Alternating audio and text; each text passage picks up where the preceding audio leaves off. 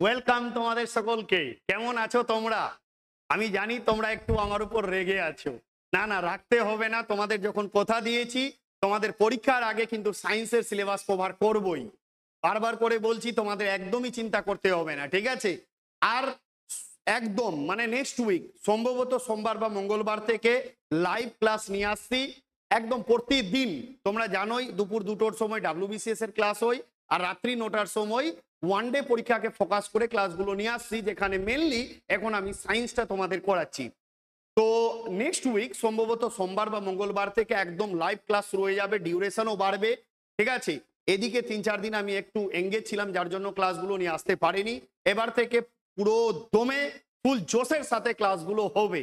আর তোমাদের বলে দিই যে তোমাদের উইকে উইকে 4 দিন, ঠিক আছে? উইকে 4 দিন তোমাদের সায়েন্সের ক্লাস হবে। 2 দিন বা 1 দিন ধরো, 1 দিন ইংলিশ ক্লাস হবে, ঠিক আছে? আর 2 দিন তোমাদের ম্যাথ জিআই ক্লাস হবে। এবার এর উপরে প্রপার রুটিন তোমাদের সোমবার আপডেট করে দেওয়া হবে, ঠিক আছে? 4 দিন সায়েন্সের ক্লাস হবে, 1 ঘন্টা 1.5 ঘন্টা করে ক্লাসগুলো হবে, যেখানে আমি মেনলি প্রথমে তোমাদের বলেছি ফিজিক্স আর কেমিস্ট্রির উপরে ক্লাস করাচ্ছি। ফিজিক্স কেমিস্ট্রি একটু এগিয়ে গেলে তারপরে আবার বায়োলজিও শুরু করব। তবে হ্যাঁ, একটা কথা বলে দিই, খুব তাড়াতাড়ি আমি এএনএম জিএনএম কে ফোকাস করে, যেহেতু 14 জুলাই সম্ভবত পরীক্ষা আছে, এএনএম জিএনএম কে ফোকাস করে আমি মেনলি বায়োলজিটা পড়াবো, ঠিক আছে? যেটা সকালের দিকে হবে, তোমরা ওটা গ্রুপে আপডেট পেয়ে যাবে। তো যারা যারা এএনএম জিএনএম এর ক্লাস করতে চাও অবশ্যই কমেন্ট সেকশনে জানাবে। আমি তাদের জন্য স্পেশালি বায়োলজির উপরে মেনলি এখন ক্লাস নিয়ে আসবো, তারপরে ধাপে ধাপে জিনিসগুলো মানে প্রত্যেকটা সাবজেক্টের ক্লাস আসবে, ঠিক আছে? আর আরেকটা কথা বলেছি তোমাদের, 3টে স্টেপ তোমাদের সাকসেস পাওয়ার জন্য, 3টে স্টেপ আমি ভালো করে যে ফর্মুলাটা বলেছিলাম সেই স্টেপে পড়াশোনা করো। আর আমি তোমাদের একটা কথা বলে দিই, দেখো ভালো করে এদিকে ধ্যান দাও। প্রতিদিন রাত্রি 9টায় যে সায়েন্সের ক্লাস হবে, এটা পুরো থিওরিটিক্যাল বেস ক্লাস হবে, একদম চ্যাপ্টার ধরে ধরে ক্লাস হবে। 1 নম্বর, পুরো থিওরি কনসেপ্ট পড়িয়ে তোমার মাথায় গাঁথিয়ে দেওয়ার কাজ হচ্ছে আমার। সেকেন্ড স্টেপ হবে, যে চ্যাপ্টারটা আমি কমপ্লিট করলাম সেই চ্যাপ্টারের উপরে প্রিভিয়াস ইয়ারের কিছু কোশ্চেন, সাথে সাথে সম্ভবত যে কোশ্চেনগুলো পরীক্ষাতে আসতে পারে তার উপরে একটা এমসিকিউ ক্লাস নিয়ে আসবো প্রত্যেক চ্যাপ্টারের শেষে। দ্বিতীয় স্টেপ গেল। থার্ড স্টেপ, যেটা রিভলিউশন বেচ, ঠিক আছে? রিভলিউশন জিকে ক্যাপসুল বেচ নিয়ে আসতে চলেছি।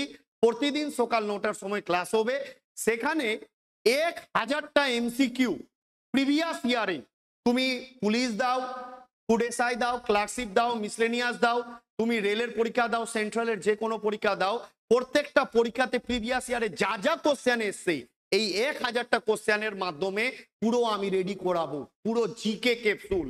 একদম এই ক্যাপসুল খেয়ে গেলে আর কিছু ভাবতে হবে না। এখানে science, history, geography, polity, economy, static, GK, current affair সবই করানো হবে। জাস্ট তোমাদের কি চাই? তোমাদের একটা সাপোর্ট চাই, তাই কি না বন্ধুরা? ভালো আছে তো? মস্ত জবরদস্ত জিন্দাবাদ ভাবে আজকের সেশন আমরা শুরু করব, একদম ফুল কনসেন্ট্রেশন দিয়ে। প্রত্যেকটা সায়েন্সের নজরিয়া চেঞ্জ করে দেওয়ার কিন্তু দায়িত্ব হচ্ছে আমার। তোমাদের বলেছিলাম আমি কেমিস্ট্রি শুরু করব, কেমিস্ট্রি আমি একদম বেসিক লেভেল থেকে শুরু করব, সেই পৃথিবী সৃষ্টির ইতিহাসের গল্প থেকে।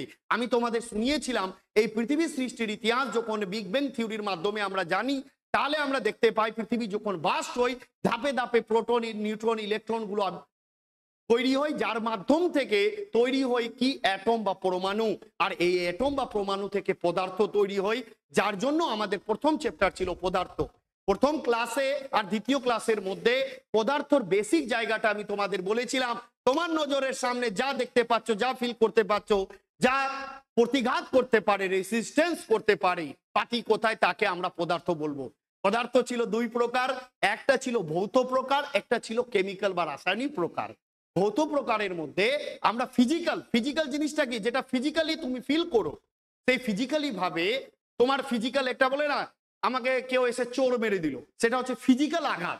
আর তোমাকে কেউ ইনজেকশনের মাধ্যমে কেউ ওষুধ দিয়ে দিল, বা কেউ কিছু তোমার কিছু গাঁথিয়ে দিল, তো যেটা তোমার শরীরের ইন্টারনাল কষ্ট দিবে, সেটা হচ্ছে রাসায়নিক প্রক্রিয়া, ঠিক আছে? তো এই ভৌত প্রক্রিয়ার মাধ্যমে পুরো ভাগকে, পুরো পদার্থকে আমি 5টা ভাগে ভাগ করেছিলাম। কঠিন, তরল, গ্যাস, প্লাজমার, বোস, আইনস্টাইন, কনডেনসেট। এই পাঁচটার ব্যাপারে খুব ভালো করে আমি বুঝিয়ে দিয়েছিলাম। যারা আজকে প্রথম এই ক্লাসটা দেখছো, প্রথম দুটো ক্লাস দেখে নিও, তাহলে পুরো কেমিস্ট্রির নজরিয়া চেঞ্জ হয়ে যাবে। ঠিক আছে, দেখো আমি এখানে তোমাদের একটাই কথা বলছি, আমি বলে দিলাম এইগুলো সিলেবাস আছে, এগুলো চ্যাপ্টার আছে, একটা আরে ভাই ওই চ্যাপ্টারটা কেন এসছে, কি দরকার আছে আমাকে পরমাণুর গঠন পড়ার, অ্যাটমিক স্ট্রাকচার পড়ার, পর্যায় সারণী পড়ার? আমি একটা অ্যাটম তৈরি করলাম, আমি পুরো অ্যাটমিক স্ট্রাকচার যখন শুরু করব, পরমাণুর গঠন শুরু করব, আমি সেই কাহিনী থেকে আবার শুরু করব গল্প। একটা অ্যাটম তৈরি হলো, অ্যাটমটাকে আমরা কেন পর্যায় সারণীতে রাখবো, তাদের কি ক্যারেক্টার, যে নিয়ে বাকি চ্যাপ্টার গুলো আছে, পুরো কাহিনীর মতো করে কেমিস্ট্রি প্রথমবার কাহিনীর মতো শুনবে, হিস্ট্রির মতো শুনবে, মজা করে, এটাই গ্যারেন্টি দিচ্ছি। তোমরা প্রত্যেক দিন আমার সাথে ক্লাসে বেরিয়েছো সেই ট্যুরে, যে ট্যুরে আমরা তোমাদেরকে নিয়ে বেরিয়েছি, আমরা সন্ধানে বেরিয়েছি। আজ থেকে ডিটাচ হয়ে যাও, একদম এদিকে ধ্যান দাও। আমরা ট্যুরে বেরিয়েছি, ভ্রমণে বেরিয়েছি। কিসের ভ্রমণ? একটা খোঁজে। আরে ভাই আবিষ্কার করতে বেরিয়েছি যে এই যে পর্যায় সারণীর মধ্যে যত অ্যাটম বা এলিমেন্ট আছে, এদের কেমিস্ট্রিতে কি রোল আছে, আমরা কেমিস্ট্রি কেন পড়েছি। ভাই ছোটবেলা থেকে মাথা ব্যথার কারণ হচ্ছে কেমিস্ট্রি, পরীক্ষা দিতে যাচ্ছি তো মাথা ব্যথার কারণ হচ্ছে কেমিস্ট্রি। গ্যারান্টি দিয়ে বলছি, ফির মেলেঙ্গে হাসতে হাসতে পরীক্ষা দেখে। ঠিক আছে, তো যাই হোক, আজকে আমরা নেক্সট পার্টের দিকে এগোবো, যেটা ছিল ভাগ কি, যেটা ছিল পদার্থর মধ্যে আমি ভাগ তোমাদের দেখিয়েছিলাম, ভালো করে দেখো। পদার্থ বা বেটার, পদার্থ বা বেটারের ক্ষেত্রে আমরা দুটো ভাগ করেছিলাম, তাই তো? দুটো ভাগ করেছিলাম, একটা ছিল ভৌত। এবার এই ভৌত নিয়ে পুরো আলোচনা আমি করে দিয়েছি। আজকে যেটা আলোচনা করব সেটা হচ্ছে রাসায়নিক ভাগ, তাই তো? রাসায়নিক ভাগ একদম ভালো করে আরামসে বুঝো, কোনো তাড়াহুড়ার কিছু নেই। ঠিক আছে, एकदम हंसते गाते मुस्कुराते हुए क्लास को एंजॉय करो, कृपया यात्रीगण ध्यान दे। ঠিক আছে, চলো তাহলে এই রাসায়নিকের মধ্যে আমরা ভাগগুলো দেখে নিই ফটাফট। ঠিক আছে, রাসায়নিকের মধ্যে আমরা তিনটে ভাগ পাবো। কি কি বলে দিচ্ছি আগে। একটা হচ্ছে মৌলিক পদার্থ, যাকে আমরা এলিমেন্ট বলবো। দ্বিতীয় হচ্ছে যৌগিক পদার্থ, যাকে আমরা কম্পাউন্ড বলবো। আর তৃতীয় হচ্ছে মিশ্রণ পদার্থ, যাকে মিক্সচার বলবো। ঠিক আছে, এই যে তিনটে ভাগ বললাম, এই তিনটে ভাগ নিয়েই পুরো কেমিস্ট্রি। এই প্রত্যেকটা পর্যায় সারণীতে এই পুরো গল্পই এলিমেন্ট বা এই অ্যাটম গুলোর ব্যাপারেই আছে। তাহলে রাসায়নিকের মধ্যে তিনটে ভাগ, একটা হচ্ছে মৌলিক পদার্থ, মৌলিক পদার্থ বা যেটাকে আমরা এলিমেন্ট বলবো ইংলিশে। ঠিক আছে, তারপরে হচ্ছে যৌগিক পদার্থ, আর আমি পদার্থ টার্মটা লিখছি না, যৌগিক যেটাকে ইংলিশে বলবো কম্পাউন্ড, এটা ইংলিশে বলবো কম্পাউন্ড। তারপরে হচ্ছে মিশ্রণ পদার্থ, মিশ্রণ পদার্থ যেটাকে আমরা বলবো মিক্সচার। দেখো এই তিনটে পদার্থ, এবার তিনটের কে নিয়ে আমরা অ্যানালাইসিস করবো, তিনটাকে ভাঙবো যে জিনিসটা কি অ্যাকচুয়ালিতে। দেখো মৌলিক পদার্থর এর ডেফিনেশন হচ্ছে, যে কোনো পদার্থকে যখন তুমি ভাঙবে, একদম শুদ্ধ দেশি পাতি ভাষায় বলছি, যে কোনো পদার্থকে ভাঙার পর যে সূক্ষ্ম থেকে সূক্ষ্ম কণা পাওয়া যাবে, সেই কণাগুলো সেম থাকবে। মানে যে পদার্থ আছে সেটাকে ভাঙলে তুমি একই জিনিস পাবে। বুঝতে পারলে? একটা লোহার একটা কিছু আছে, এই পদার্থ, এই পদার্থকে তুমি ভাঙলে ভাঙতে ভাঙতে লাস্ট সূক্ষ্ম যে কোণা পাবে, সেই কোণাটা দিয়ে পুরো এই মার্কার তৈরি।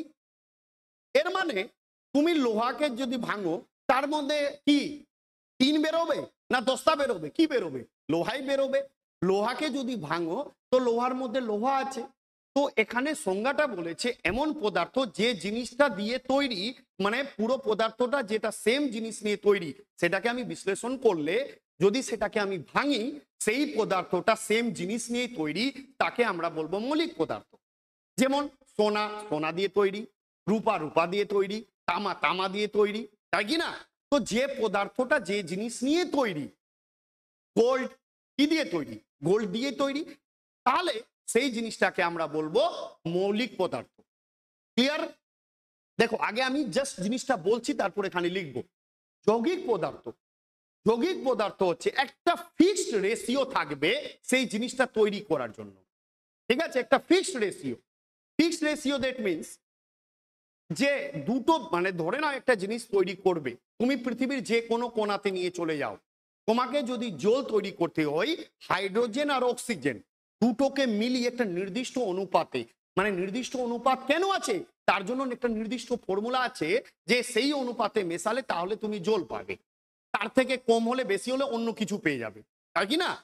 ঠিক সেইভাবে কার্বন ডাইঅক্সাইড আছে, যে কোনো বা সালফিউরিক অ্যাসিড আছে, যে কোনো জিনিস তুমি একটা নির্দিষ্ট অনুপাতে বা নির্দিষ্ট ফর্মুলাতে মেশালে গেলে তারপরে সেই জিনিসটা পাবে, সেটা হচ্ছে কম্পাউন্ড, নির্দিষ্ট অনুপাতে।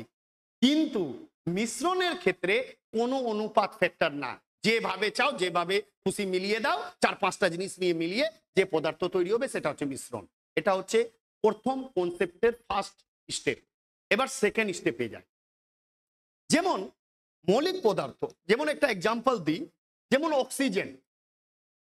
অক্সিজেন হচ্ছে একটা পদার্থ, ঠিক আছে? অক্সিজেনের জন্য কি আছে? অক্সিজেন আছে। অক্সিজেন একটা পরমাণু, এলিমেন্ট। এলিমেন্ট মানে কি? এলিমেন্ট বা মৌলিক পদার্থ এটা হচ্ছে একটা নির্দিষ্ট পরমাণু বা অ্যাটম, যেটা সাধারণত পর্যায় সারণীতে আমরা দেখতে পাই, যেমন হাইড্রোজেন, অক্সিজেন, নাইট্রোজেন, কার্বন, এইভাবে করে 118টা অ্যাটম আছে। আর এই 118টাই অ্যাটম হচ্ছে কি? এলিমেন্ট বা মৌলিক পদার্থ। মানে অক্সিজেন তো অক্সিজেন নিয়ে তৈরি, কার্বন কার্বন নিয়ে তৈরি, হাইড্রোজেন হাইড্রোজেন নিয়ে তৈরি, হিলিয়াম হিলিয়াম নিয়ে তৈরি, সোনা সোনা নিয়ে তৈরি, রূপা রূপা নিয়ে তৈরি। এইভাবে করে টোটাল 118টা এলিমেন্ট আমরা দেখতে পাবো বা আমরা অ্যাটম দেখতে পাবো, যেটাকে আমরা মৌলিক পদার্থ বলবো, যেটা কোথায় আছে? পর্যায় সারণীর মধ্যে আছে। যেমন অক্সিজেন, কার্বন, হাইড্রোজেন, নাইট্রোজেন, ঠিক আছে? এইভাবে করে তারপরে হচ্ছে সোডিয়াম, ক্লোরিন, এইভাবে করে প্রত্যেকটা আলাদা আলাদা করে এটম আছে। এরাই হচ্ছে প্রত্যেকটা, দেখো পর্যায় সারণী আছে, তার মধ্যে 118টা কি আছে? 118টা এলিমেন্ট বা পরমাণু আছে। এই পরমাণুগুলোকেই আমরা বলবো এলিমেন্ট বা মৌলিক পদার্থ, কারণ সেই পদার্থ সেই জিনিস নিয়ে তৈরি, অন্য জিনিস নিয়ে তৈরি নয়।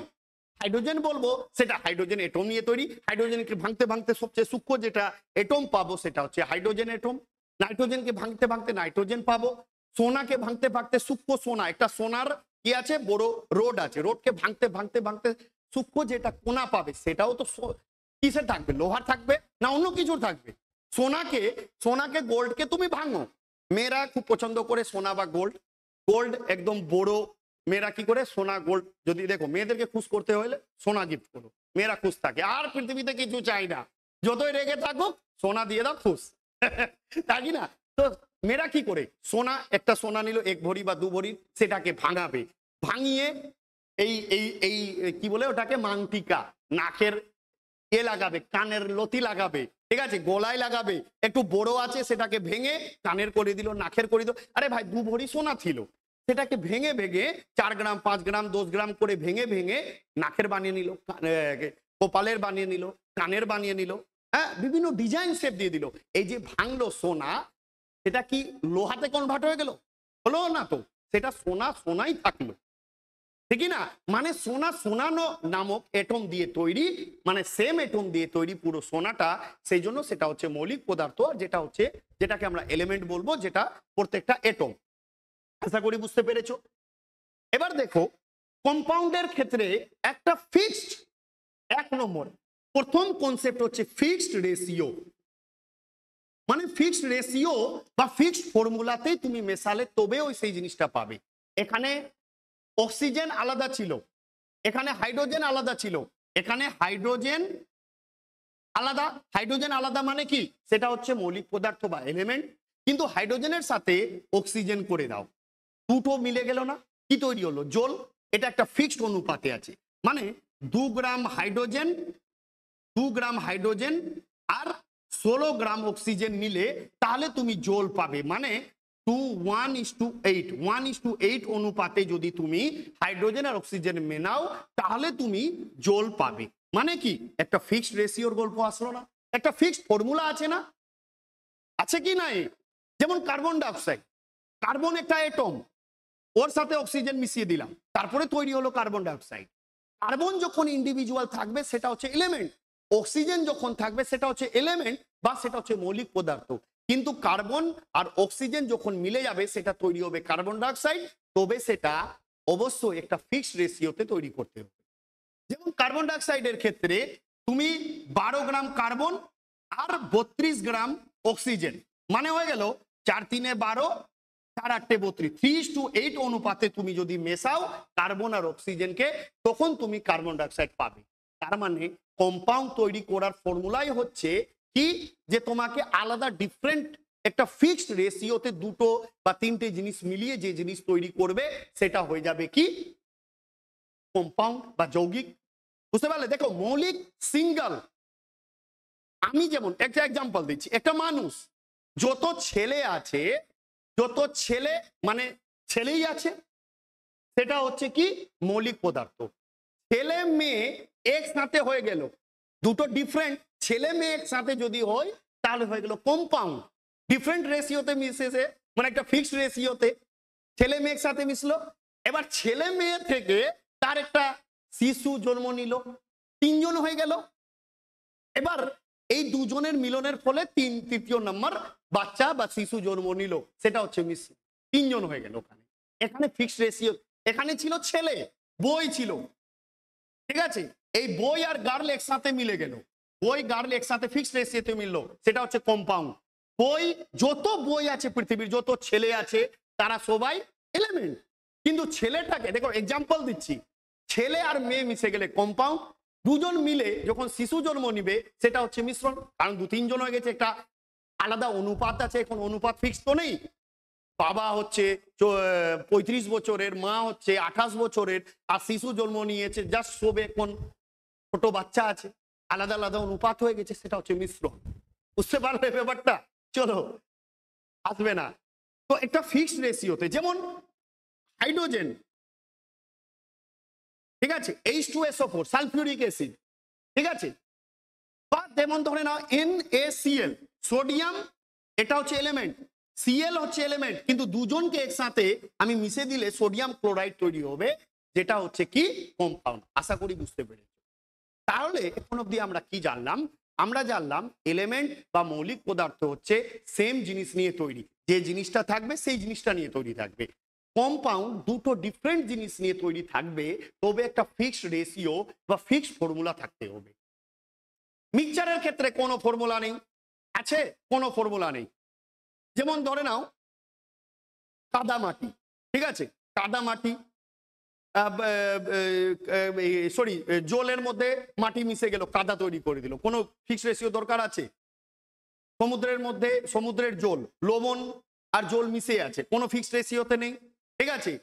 দুধের মধ্যে আমি চিনি দিয়ে দিলাম, ফিক্সড রেশিও। লেবুর মধ্যে জল দিয়ে দিলাম, জলের মধ্যে লেবু দিয়ে দিলাম, আলাদা আলাদা ডিফারেন্ট রেশিওতে আছে। আরে ভাই তুমি রান্না করছো, রান্না করে 6-7 রকমের জিনিস নিয়ে তারপরে রান্না করলে, গ্রেভি তৈরি করলে, সেই গ্রেভি খেয়ে একদম পাগল হয়ে গেল, কি মজা।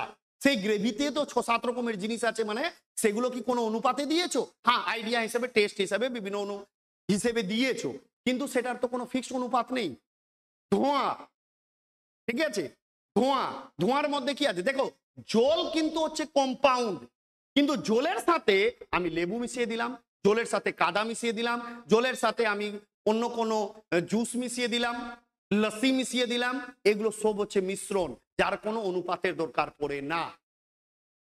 জলের মধ্যে চিনি মিশিয়ে দিলাম, মিশ্রণ, হ্যাঁ মিশ্রণের আলাদা আলাদা ভাগ আছে, সেটাতে পরে আসবো। তাহলে আশা করি এই জিনিসটা বুঝতে পেরেছো মিশ্রণের গল্পটা, ঠিক আছে। যেমন মিশ্রণের কয়েকটা উদাহরণ যেমন আমি দিয়ে দিচ্ছি, যেমন কি আছে, ধোঁয়া, ধোঁয়ার মধ্যে কি আছে যদি বলি, ধোঁয়া আছে, ধোঁয়ার মধ্যে কি আছে, বায়ু আছে আর কার্বন ডাইঅক্সাইড আছে, ঠিক আছে।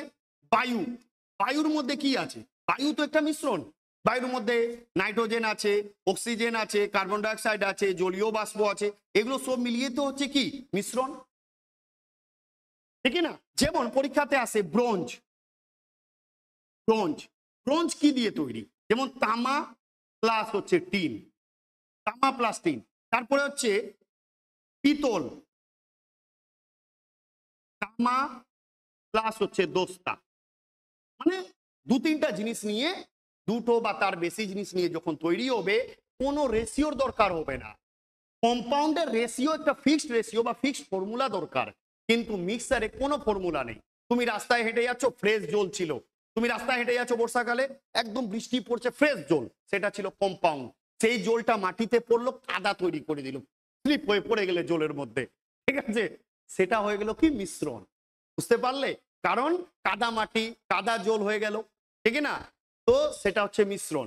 যেমন জল, ফ্রেশ জল কম্পাউন্ড, যৌগিক। সেই জলটা আবার নালার মধ্যে যখন যাচ্ছে, সেই নালার মধ্যে শহরাঞ্চলের, গ্রামাঞ্চলের যত ময়লা আবর্জনা এগুলো দিয়ে যাচ্ছে, নালার জল পুরো কালো হয়ে যায়। এই মুভি দেখেছিলে? ওই ইয়ে ছিল, কি নাম আছে, নামটা ভুলে যাচ্ছি, ওই যাই হোক, ও বলে ওই কাওয়া বিরিয়ানি যাকে বলে, ঠিক আছে, ও নালার মধ্যে পড়ে গেছিল, তো ও জল ভেবে জাম দিল, কিন্তু সেখানে জলের মধ্যে নালা ছিল, দিয়ে পুরোটাই কালো কালো হয়ে গেল ওর শরীরটা। বুঝতে পারলে? সেটা হচ্ছিল মিশ্রণ। আশা করি বুঝতে পেরেছো। তাহলে এখন অব্দি এদিকে দেখো, এদিকে একদম ফুল ধ্যান দিয়ে আমরা পদার্থ পড়ছি। পদার্থর দুটো ভাগ, ভৌত, রাসায়নিক। ভৌতর 5টা ভাগ, সলিড মানে কঠিন, তরল, গ্যাস, প্লাজমা, আর ইয়েস বোস, আইনস্টাইন, কনডেন্সার। তারপরে রাসায়নিকের মধ্যে আবার 3টে ভাগ, মৌলিক, যৌগিক, মিশ্রণ। মৌলিক একই পদার্থ নিয়ে তৈরি, যৌগিক দুটো বিভিন্ন পদার্থ নিয়ে ফিক্সড রেশিও নিয়ে তৈরি, মিশ্রণ 2 বা তার বেশি জিনিস নিয়ে তৈরি, তবে সেটাতে অনুপাত ফিক্সড থাকবে না। বুঝতে পারলে? এখানে অনুপাত ফিক্সড, কিন্তু অনুপাত এখানে ফিক্সড থাকবে না। এটাই হাইলাইটেড পয়েন্ট। এখানে অনুপাত ফিক্সড, ঠিক আছে, আর এখানে কোনো অনুপাতের দরকার পড়বে না। আশা করি বুঝতে পেরেছো, ঠিক আছে, পদার্থের এই টপিকটা। একবার তোমরা স্ক্রিনশট নিয়ে এই স্ক্রিনশটের দরকার নেই, তোমাদের বলেছি আমার ক্লাসের সময় কেউ খাতা কলম ইউজ করবে না। তাহলে কি করবে? আমি এই ক্লাসটারই, এই যে বোর্ডে লিখেছি, এটারই পুরো এটা পিডিএফটা, যেটা আমি বোর্ড ওয়ার্ক করেছি, এটাই তোমাদের আমি গ্রুপে, টেলিগ্রাম গ্রুপে দিয়ে দিব। তোমরা কি করবে, সেটাকে সুন্দর করে খাতায় নোট ডাউন করবে আর পড়বে। তারপরে ক্লাসগুলো আমার দেখবে আর পড়বে। আমি গ্যারান্টি দিয়ে বলছি, এখানে দাঁড়িয়ে ওয়ান ডে কোনো পরীক্ষা মিস হবে না, এইটুকু গ্যারান্টি দিচ্ছি। হ্যাঁ, তবে ডাব্লিউবিসিএস আর রেলের জন্য আমি অ্যাডভান্স লেভেলে সায়েন্স পড়াবো, ঠিক আছে। রেল বা ডাব্লিউবিসিএস যারা দিতে দাও, তাদের এখানে কিন্তু 60-70% কভার হয়ে যাবে। 30% এক্সট্রা জিনিস, সেটা আমি আলাদা করে যখন ডাব্লিউবিসিএস রেলের ফোকাস করে পড়াবো তখন। কিন্তু যত পরীক্ষা বলো, সেন্ট্রাল লেভেলের সিজিএল বলো, এমটিএস বলো, সিএইচএসএল বলো, ঠিক আছে, তারপরে স্টেট লেভেলের ক্লার্কশিপ, মিসলেনিয়াস, পুলিশ, তো পরীক্ষা হাসতে হাসতে তালি দিয়ে খান স্যারকে ফোন করবে, ঠিক আছে। চলো, এটা ক্লিয়ার হয়েছে। এবার মৌলিক, যৌগিক পদার্থ, মিশ্রণ পদার্থ কি জিনিসটা, কাকে বলে, এর জিনিসটা দেখলাম। এবার আমরা টাইপসটা দেখবো, ঠিক আছে। টাইপসটা আমরা এবার দেখব। দেখো, রাসায়নিক ভাগটা দেখার চেষ্টা করছি। রাসায়নিক ভাগের মধ্যে আমরা মৌলিক, যৌগিক আর মিশ্রণ দেখার চেষ্টা করছি, তাই তো। এবার এদের ব্যাপারে আমরা সংজ্ঞা বা ডেফিনেশন বা মানে এগুলো বুঝে নিয়েছি। এবার এগুলো টাইপসটা জানার চেষ্টা করব। মৌলিকের 3টে ভাগ। একটা হচ্ছে ধাতু, যেটাকে বলা হয় মেটাল, ও ধাতু, এটা হচ্ছে নন মেটাল, আরেকটা হচ্ছে ধাতু কল্প। ধাতু কল্প বা হচ্ছে মেটালয়েড, মেটালয়েড, ঠিক আছে। মৌলিক পদার্থের 3টে ভাগ, ধাতু, ও ধাতু আর ধাতু কল্প বা মেটালয়েড। এবার এই 3টে জিনিস আমরা সংজ্ঞা বুঝবো না, এই 3টের 2-3টা ক্যারেক্টার জানবো, যার মধ্যে এই ক্যারেক্টার অনুযায়ী এই 3টে ভাগ আছে। কি কি? 2 থেকে 3টে ক্যারেক্টার আছে, যেটা দেখে আমরা আলাদা করতে পারবো এটা কি আছে, এটা আলাদা আছে, ঠিক আছে। এটা ধাতু না অধাতু না ধাতু কল্প। এটা মূলত প্রথম যে জিনিসটা দেখতে হয়, যে তাপের বা বিদ্যুতের পরিবাহী কি পরিবাহী না। তাপ বা বিদ্যুতের, তাপ ও বিদ্যুতের পরিবাহী আছে না নেই সেটার উপর ডিপেন্ড করে আমরা ভাগটা করব। বুঝতে পারলে? তো প্রথমে যেটা দেখব ধাতুর তাপ ও বিদ্যুতের পরিবাহী কি না। দ্বিতীয় দেখব এর বৈশিষ্ট্য, আরেকটা আরো এক দুটা বৈশিষ্ট্য দেখব। ঠিক আছে, যেমন প্রথমে পাতি ভাষায় বলে দিই, এদিকে দেখো বোর্ড ফোর্ড ছেড়ে দাও। যে পদার্থ তাপ আর বিদ্যুতের পরিবাহী সেটা হচ্ছে ধাতু বা মেটাল, যেটাকে আমরা বলবো মেটাল। যে পরিবাহী, যে পদার্থ, যে পরিবাহী, যে পদার্থ তাপ ও বিদ্যুতের সুপরিবাহী সেটা হচ্ছে অধাতু। আর ধাতু কল্পকে আরেকটা নাম বলা হয়, এটাকে আমরা অর্ধ পরিবাহীও বলতে পারি, অর্ধ পরিবাহীও বলতে পারি। ঠিক আছে, ধাতু ও ধাতু আর ধাতু কল্প বা অর্ধ পরিবাহীও বলতে পারি। ঠিক আছে, দেখো আমি কি বললাম, আমি কি বললাম ভালো করে ধ্যান দিবে। 1 মিনিট, জাস্ট 1 মিনিট, একটু জলটা খেয়ে নি। জলটা কোথায়?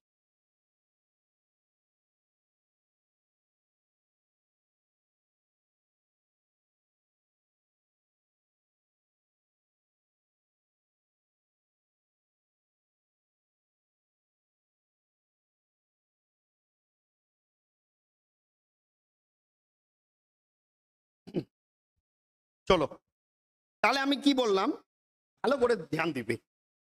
তাপ ও বিদ্যুতের পরিবাহী কিনা সেটার উপর ডিপেন্ড করে আমরা মৌলিক পদার্থকে 3 ভাগে ভাগ করব। যদি তাপ ও বিদ্যুতের পরিবাহী হয় সেটা হচ্ছে ধাতু, যদি টোটালি পরিবাহী না, তাপ ও বিদ্যুৎ পরিবহন করতে পারে না, সেটা হচ্ছে অধাতু। আর ধাতু কল্প বা মেটালয়েড যে একটু একটু একটু একটু তাপ আর বিদ্যুতের পরিবাহী, সামান্য পরিবাহী, মানে এটা অনেক বেশি, এটা টোটালি না, এটা একটু একটু সামান্য সামান্য। যেমন আমি এক্সাম্পল দিই, যেমন ফ্রিজ চালানোর জন্য, এসি চালানোর জন্য, আয়রন চালানোর জন্য, এগুলোর জন্য প্রচুর বিদ্যুতের দরকার হয়, প্রচুর বিদ্যুৎ লাগবে। ঠিক আছে, প্রচুর বিদ্যুৎ লাগে, সেই জন্য সেই যে ধাতুগুলো ইউজ করা হয় সেখানে সেগুলো হচ্ছে কি ধাতু, কারণ ওকে প্রচুর বিদ্যুতের দরকার পড়বে। ও ধাতু যার মধ্যে কি আছে, কোনো তাপ বিদ্যুৎ পরিবহন করতে পারে না। কাঠ, বাড়ি, তোমার চোখের সামনে দেখতে পাও, বা যেমন অক্সিজেন। ঠিক আছে, অক্সিজেন যদি বিদ্যুৎ পরিবহন করতো, তুমি রাস্তায় হাঁটছো, অক্সিজেনের কারেন্ট ফ্লো হলো, তোমাকে কারেন্ট নাকেই বেড়ে দিল, বাস তুমি সেন্সলেস হয়ে গেলে। ঠিক না? তো সেই জন্য অক্সিজেনও কারেন্ট পরিবহন করতে পারে না। তারপরে তো যেগুলো হচ্ছে কারেন্ট বা তাপ পরিবহন করতে পারে না সেগুলো হচ্ছে অধাতু। আর যেগুলো পরিবহন করতে পারে যেমন লোহা, সোনা, তামা, তারপরে হচ্ছে সোডিয়াম, পটাশিয়াম, ক্যালসিয়াম, এগুলো সবই হচ্ছে কি তাপ পরিবহন করতে পারে। ঠিক আছে, তাহলে এক্সাম্পল এখানে আমরা কি বললাম, তাপ বিদ্যুতের পরিবাহী থাকবে। এর বৈশিষ্ট্য যেটা উজ্জ্বল চকচকে, কঠিন আর ভারী। উজ্জ্বল চকচকে, কঠিন থাকবে, ভারী থাকবে। সোডিয়াম দেখেছো, ক্যালসিয়াম দেখেছো, বা লোহা দেখেছো, সোনা দেখেছো, এগুলো সব হচ্ছে উজ্জ্বল ও চকচকে, আর এগুলো তাপ ও বিদ্যুৎ দুটোই পরিবহন করতে পারে। ঠিক আছে, বৈশিষ্ট্য হয়ে গেল।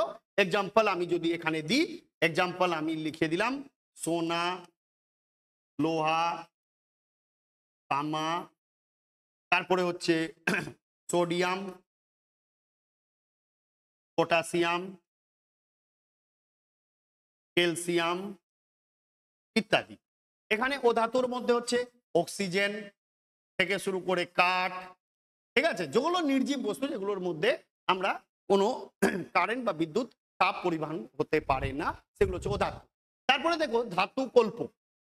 ধাতু কল্প, ধাতু কল্প বা মেটালয়েড যার মধ্যে একটু বা সামান্য ইলেকট্রিকের দরকার পড়বে। যেমন এক্সাম্পল দিই, যেমন জার্মেনিয়াম, সিলিকন, ঠিক আছে, অ্যান্টিমনি, এগুলোর মধ্যে জার্মেনিয়াম, সিলিকন, এগুলো এগুলো কোথায় থাকে স্যার? এগুলো কোথায়? দেখো যেমন সিম কার্ড বা তোমার মোবাইলে বেশি তো ইলেকট্রিক দরকার পড়ে না। তুমি ডাইরেক্ট যদি মানে যেমন চার্জার থাকে, চার্জারের মধ্যে সেই কারেন্টটা নেই, আর সেই ডাটা কেবলের মাধ্যমে একটু একটু কারেন্ট পাঠায়, সেই মোবাইল বা ল্যাপটপ বা টিভি এগুলো চালানোর জন্য বেশি দরকার পড়ে না ইলেকট্রিকের, তো সেই জন্য সেখানে সিলিকন ইউজ করা হয়। এবার যদি ওখানে সিলিকন ইউজ না করে ওখানে যদি কোনো বিদ্যুৎ মানে ধাতু জিনিস ইউজ করা হতো, তাহলে কি হতো, কারেন্ট আসতো আর দিয়ে মোবাইল বম করে বা টিভি বাস্ট হয়ে যেত। খেলা দেখছো তুমি, আইপিএল দেখছো, ক্রিকেট ওয়ার্ল্ড কাপ দেখছো, বাস তুমি ডাইরেক্ট কারেন্ট পাস করে দিলে, বাস্ট হয়ে গেল। বুঝতে পারলে? তো সেখানে জার্মেনিয়াম সিলিকন এগুলো ইউজ করা হয়, কারণ সেখানে খুবই একটু সামান্য সামান্য ইলেকট্রিকের দরকার পড়ে। সেগুলো হচ্ছে কি অর্ধ পরিবাহী বা সেগুলোকে আমরা ধাতু কল্প। বুঝতে পারলে? তাহলে ধাতু আর অধাতু ধাতু কল্প কিসের উপর ডিপেন্ড করে ভাগ করা হয়েছে? তাপ ও বিদ্যুতের পরিবাহী হিসেবে। তাপ আর বিদ্যুতের পরিবাহী হিসেবে। তো তাপ ও বিদ্যুতের পরিবাহী যে থাকবে সে হচ্ছে ধাতু, যে টোটালি পরিবহন করতে পারবে না সেটা হচ্ছে অধাতু, আর যে একটু একটু পরিবহন করবে সেগুলো হচ্ছে ধাতু কল্প বা অর্ধ পরিবাহী। এক্সাম্পল বলে দিলাম, এখানে ধাতুর ক্ষেত্রে আমি এক্সাম্পল বলে দিলাম কি, ধাতুর ক্ষেত্রে বলে দিলাম সোনা, লোহা, তামা, সোডিয়াম, পটাশিয়াম, ক্যালসিয়াম ইত্যাদি ইত্যাদি, যা যা সোনা, তো যা যা তোমার চোখের সামনে ইলেকট্রিক পরিবহন করতে পারে, আর যেখানে খুব বেশি ইলেকট্রিক যেতে পারে, খুব বেশি ইলেকট্রিককে নিয়ে নিজের কাজ কমপ্লিট করবে, সেগুলো হচ্ছে ধাতু। যেখানে টোটালি ইলেকট্রিক যাবে না সেটা হচ্ছে অধাতু। কাঠের মধ্যে ইলেকট্রিক যাবে, বাড়ির মধ্যে ইলেকট্রিক যাবে, অক্সিজেনের মধ্যে ইলেকট্রিক যাবে, যাবে না। এগুলো হচ্ছে সব কি, ইয়েস, এগুলো সব হচ্ছে অধাতু। ধাতু কল্প বা অর্ধ পরিবাহী জার্মেনিয়াম সিলিকন। মনে রাখবে এখানে খুব সামান্য পরিমাণে ইলেকট্রিকের দরকার হয়, যার জন্য মোবাইলের চার্জিং পয়েন্টে বা টিভির চার্জিং পয়েন্টে এগুলোতে খুব সামান্য ইলেকট্রিকের দরকার, সেই জন্য সেইগুলোর আশ্রয় দেওয়া হয় সিলিকনের। বুঝতে পারলে? আশা করি বুঝতে পেরেছো ধাতু, অধাতু আর ধাতু কল্প। এবার দেখো আরেকটা ভাগ ছিল, যৌগিকেরও মধ্যে কিছু ভাগ আছে, ঠিক আছে?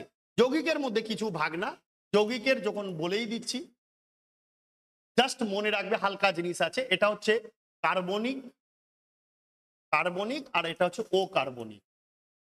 সিম্পল। পুরো যখন পিরিয়ডিক টেবিল বা পর্যায় সারণীতে দেখবে এমন একটা এলিমেন্ট বা একটা পরমাণু যার মধ্যে কার্বন থাকবে, কার্বন যুক্ত থাকবে, এমন যৌগিক পদার্থ যার মধ্যে কার্বন থাকবে, সেগুলো হচ্ছে কি, সরি এলিমেন্ট বলছি, যৌগিক পদার্থ। যৌগিক মানে দুটো ফিক্সড রেশিওতে মিশবে যখন, সেটা হচ্ছে যৌগিক।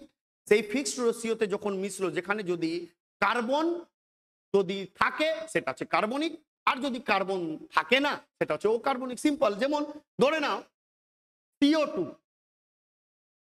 বা ক্যালসিয়াম কার্বনেট, কার্বন আছে, কার্বন আছে, এগুলো হচ্ছে কার্বনিক। যেমন জল H2O, H2O SO4, NaCl, sodium chloride, মানে এগুলোর মধ্যে কার্বন নেই সেই জন্য হচ্ছে ও কার্বনিক, আর এগুলোর মধ্যে কার্বন আছে সেই জন্য এগুলো হচ্ছে কার্বনিক। সিম্পল, আলাদা কিছুই নেই এর মধ্যে। এবারে এসি লাস্ট পার্টে, যেটা হচ্ছে মিশ্রণ। মিশ্রণেরও খুব ইজি, দুটো ভাগ আছে, একটা হচ্ছে সমসত্ব মিশ্রণ, সমসত্ব আর অসমসত্ব। যেমন সমসত্ব মিশ্রণ হচ্ছে হোমোজেনাস আর হেটেরোজেনাস। হোমো আর হেটেরো এর মানে কি, সম মানে সেম, হোমো মানে হচ্ছে কি সেম, সেম, ঠিক আছে? হোমো সেপিয়েন্স নাম শুনেছো? হোমো মানে হচ্ছে সেম, আর হেটেরো মানে হচ্ছে ডিফারেন্ট, আলাদা। বুঝতে পারলে? হোমো মানে হচ্ছে সেম আর হেটেরো মানে হচ্ছে ডিফারেন্ট। যেমন একটা এক্সাম্পল দিই, যেমন লেবু জল, বা ধরে নাও চিনি জল। তুমি একটা বোতলের মধ্যে জল নিলে সেখানে লেবু দিয়ে দাও, তুমি সেই বোতলটা যেখান থেকে টেস্ট নাও না কেন তোমাকে সব জায়গা থেকে টক ফিল হবে লেবু জল, মানে সেম আছে। একটা বোতলের মধ্যে তুমি চিনি দিয়ে ঘুলে দিলে, যেখান থেকে টেস্ট নাও না কেন তোমাকে মিষ্টি লাগবে। লবণ মিশিয়ে দিলে যেখান থেকে টেস্ট নাও না কেন সেম লাগবে। কিন্তু এখানে যেমন দেখো, লবণ আর চিনি একসাথে মিশিয়ে দাও, লবণ চিনিকে তুমি একসাথে মিশিয়ে দিলে, লবণ চিনিকে এমনি গুঁড়ো গুঁড়ো অবস্থায়, লবণ দেখে বুঝতে পারবে ছোট আর চিনিটা একটু বড়, লবণ চিনিকে মিশিয়ে দাও, এটা ডিফারেন্ট আছে না? সেম তো মনে হচ্ছে না? তুমি বুঝতে পারবে কোনটা লবণ কোনটা চিনি, বুঝতে পারবে কি না? কিন্তু যখনই লবণ চিনিকে তুমি মিশিয়ে দিলে জলের মধ্যে, তখনই সেটা তো আর বুঝতে পারবে না। বুঝতে পারবে না। সেটা হচ্ছে কি, তখন সেটা হয়ে যাবে সমসত্ব, সমসত্ব দ্রবণ, সমসত্ব মিশ্রণ। কিন্তু এটা যখন ডিফারেন্ট থাকবে, যেমন একটা এক্সাম্পল দিই, যেমন ডাল খেয়েছো, ডাল, ডাল তুমি বাদাম ডাল, মসুর ডাল, মুগ ডাল, ছোলা ডাল সব মিলিয়ে একসাথে রেখে দিলে গোটা গোটা, তুমি তখন ওটা তো বুঝতে পারবে কোনটা মসুর ডাল, কোনটা মুগ ডাল, কোনটা বাদাম ডাল, ছোলা ডাল। এই যে ডিফারেন্ট করতে পারছো, সেটা হচ্ছে কি হেটেরোজেনাস, মানে আলাদা আলাদা আছে, সেটা হচ্ছে হেটেরোজেনাস এলিমেন্ট। কিন্তু তুমি যদি এইবার ওই ডালকে পুরো সেদ্ধ করে কুকারে, প্রেসার কুকারে সিটি মেরে দিয়ে পুরো মিশিয়ে দিলে, তুমি চিনতে পারবে কোনটা কোন ডাল আছে? চিনতে পারবে না। যখন সেটাকে চিনতে পারবে না, যেমন ধরে নাও মটর ডাল, সরি বাদাম ডাল, তারপরে হচ্ছে মুগ ডাল, তারপরে হচ্ছে মসুর ডাল, একদম পাতি ভাষায় বুঝাচ্ছি। এই তিনটে যখন আলাদা থাকছে সেটা হচ্ছে হেটেরোজেনাস বা অসমসত্ব। কিন্তু এই তিনটাকে যখন গ্রাইন্ডারে আমি মিশিয়ে দিব, যখন গ্রাইন্ডারে মিশিয়ে দিব, তখন সেটা শুধু ডাল তৈরি হলো। যখন এটা সেম হবে, সেটা হচ্ছে সমসত্ব মিশ্রণ। ঠিক আছে? যেমন তোমার বাড়িতে দেখবে রসুন আছে, আদা আছে, লঙ্কা আছে, এগুলো যখন একসাথে আলাদা আলাদা আছে তুমি চিনতে পারছো, মানে আলাদা আলাদা আছে চিনতে পারছো, মানে অসমসত্ব মিশ্রণ বা হেটেরোজেনাস। যখনই এই তিনটাকে গ্রাইন্ডারে তুমি পুরো মিশিয়ে দিলে, তখনই সেটা হয়ে গেল কি, কি হয়ে গেল? তখনই সেটা হয়ে গেল সমসত্ব মিশ্রণ। মানে যখন তুমি সব জায়গা থেকে সেম তোমার ফিল হবে।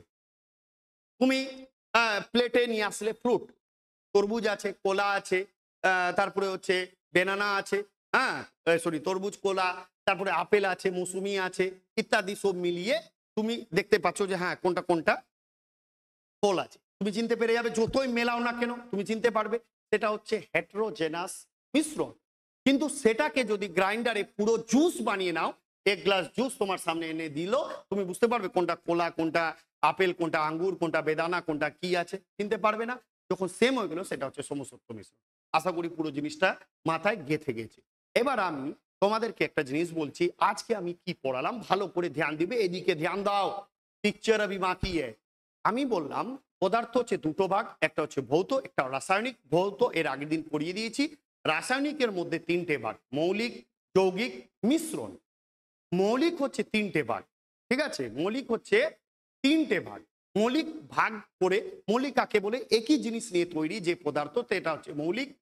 কম্পাউন্ড বা যৌগিক দুটো ডিফারেন্ট পদার্থ যখন ডিফারেন্ট অনুপাতে, সরি ফিক্সড অনুপাতে মিশবে, সেটা হচ্ছে কি কম্পাউন্ড বা যৌগিক। আর যখন ডিফারেন্ট অনুপাতে বিভিন্ন টাইপের পদার্থ মিশবে, সেটা হচ্ছে কি, ইয়েস, সেটা হচ্ছে মিশ্রণ। মৌলিক পদার্থ তিন ভাগ, মেটাল, নন মেটাল, মেটালয়েড। মেটাল ধাতু, ও ধাতু আর ধাতু কল্প। ধাতু তাপ বিদ্যুতের সুপরিবাহী, উজ্জ্বল চকচকে, কঠিন, ভারী, সেগুলো হচ্ছে কি ধাতু বা মেটাল, যেটা যেমন সোনা, রূপা, তামা, সোডিয়াম, পটাশিয়াম ইত্যাদি আমি উদাহরণ দিয়েছিলাম। অধাতু, যেটা তড়িৎ পরিবহন করতে পারবে না, তাপ পরিবহন করতে পারবে না, সেটা হচ্ছে অধাতু। আর ধাতু কল্প জার্মেনিয়াম, সিলিকন, যার মধ্যে খুব কম সংখ্যক অর্ধ পরিবাহী, মানে একটু একটু তাপের, একটু একটু ইলেকট্রিক কারেন্টের দরকার পড়বে, সেটা হচ্ছে ধাতু কল্প। যৌগিকের ভাগ বললাম কার্বনিক ও কার্বনিক, যেখানে কার্বন থাকবে, সেই কার্বন যুক্ত যত পদার্থ আছে সেটা হচ্ছে কার্বনিক। কার্বন যুক্ত পদার্থ নেই, সেটা হচ্ছে অকার্বনিক।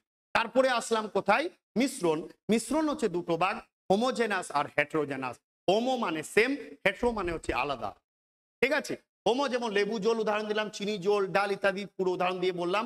অসমসত্বর ক্ষেত্রে যেমন ধোঁয়া, ফোগ, কুয়াশা, এগুলো সব হচ্ছে অসমসত্ব মিশ্রণের উদাহরণ। আশা করি পুরো কনসেপ্ট তোমাদের ক্লিয়ার হয়েছে। কি ক্লিয়ার হয়েছে? তোমরা অবশ্যই কিন্তু কমেন্ট সেকশনে জানাবে কনসেপ্ট কেমন লাগলো, ক্লাস কেমন লাগলো। অবশ্যই কমেন্ট দেখে তোমাদের সত্যি খুব খুশি হই, খুব ভালো লাগে, তখন আরো এনার্জি পায় আরো এফোর্ট দিয়ে ক্লাসগুলো করানো। তো তোমরা অবশ্যই কমেন্ট করে জানাবে যে ক্লাস কেমন লাগলো। তোমাদের আর চিন্তা করতে হবে না, এবার থেকে রেগুলার ক্লাসগুলো আসবে। 4 দিন তো এটলিস্ট আরামসে সায়েন্সের ক্লাস হবে, বাকি দিনগুলো বাকি সাবজেক্টগুলো হবে, ঠিক আছে? একদম বিন্দাস থাকো, খুশি থাকো, আনন্দে থাকো, জোশে থাকো। তোমাদের শুভকামনা তোমাদের সাথে রইলো। খুব তাড়াতাড়ি তোমরা সাকসেস পাও, ঠিক আছে? আর অবশ্যই অবশ্যই অবশ্যই লাইক করবে, কমেন্ট করে জানাবে। ওকে, ধন্যবাদ সবাই, খুব ভালো থেকো, দেখা হচ্ছে নেক্সট এপিসোডে।